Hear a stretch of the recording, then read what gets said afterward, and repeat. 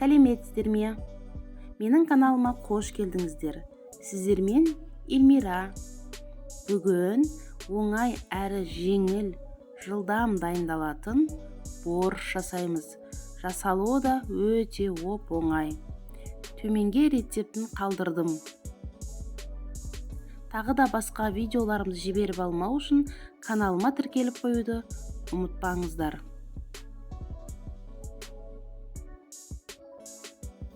Бұл тағам жеңіл қорытылатын болғандықтан кешкі асқа ұсынсаңыздар өте ыңғайлы.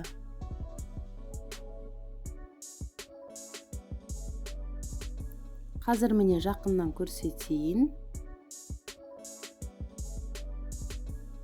Мінекей, сіздерге де жасап көруге кеңес етемін.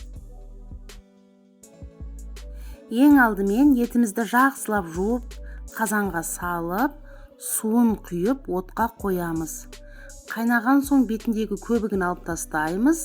Кемінде 2-3 сағат етіміз піскенше қайнатамыз. Етім 2 сағаттай қайнады. Енді үккіштен қызылшаны өткізіп аламын.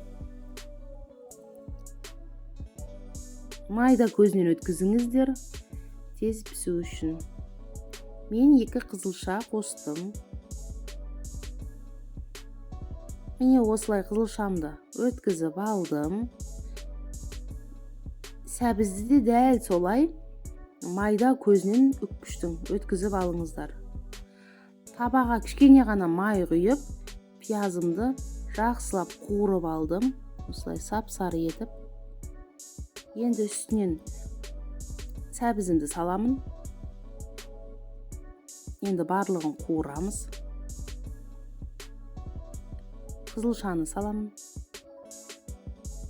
Астын жай қойып қойыңыздар.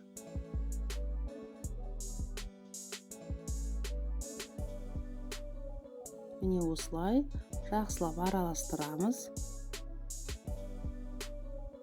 Міне осылай қайнап жатыр. Астын баяу отқа қалдырдым.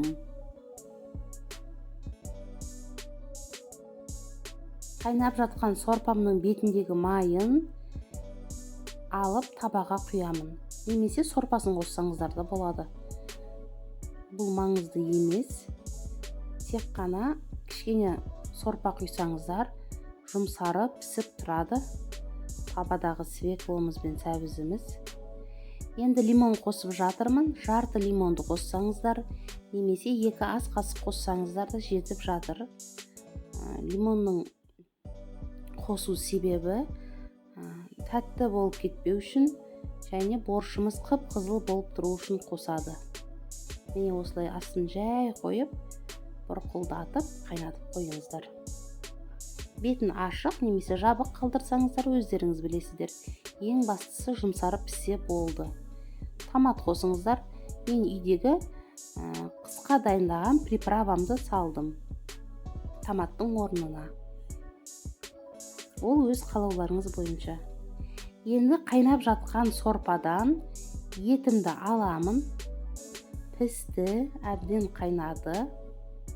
Қазір турап қайта салатын боламын. Етін суытып алып тураңыздар. Енді картопын турап жатырмын. Шамамен 4 дана картоп қостым. Ол өз қалауларыңыз бойынша. Картопты ұнатпасаңыздар, аз қоссаңыздар, немесе қоспасаңыздар да болады.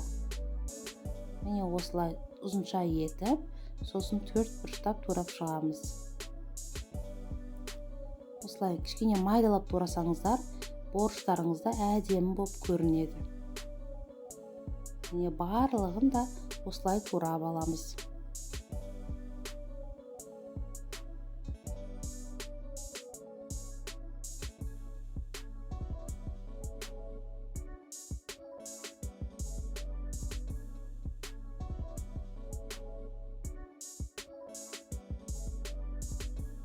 Қабатын турап алып жатырмын. Капустаны міне осылай ұзынша етіп турасаңыздар өте әдемі көрінеді. Немесе ортасынан 2 немесе 3 бөліңіздер. Қатты майда етіп турап жіберуге болмайды.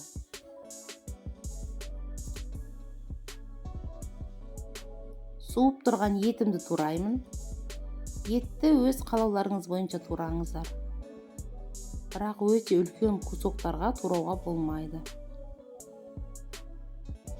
Кішкене орташа етіп турап алыңыздар.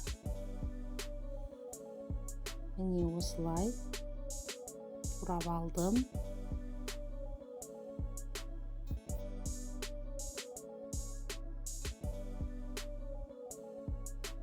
Қайнап тұрған сорпама картобымды саламын.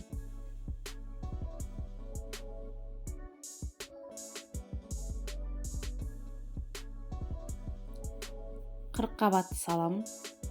Капустаны.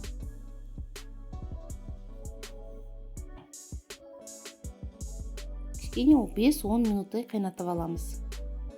Артынша етін саламын.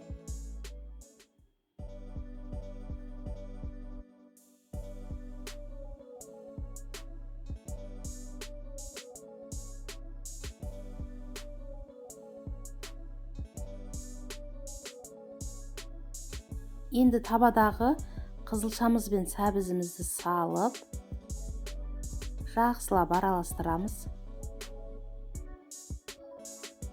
Міне барлығын салып,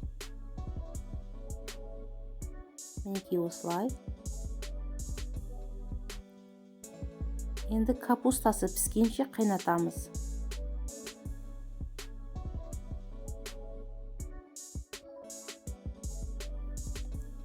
Мінекей борышым дайын боп қалды. Енді аскөктерін саламын. Аскөктер менде петрушка мен укроп.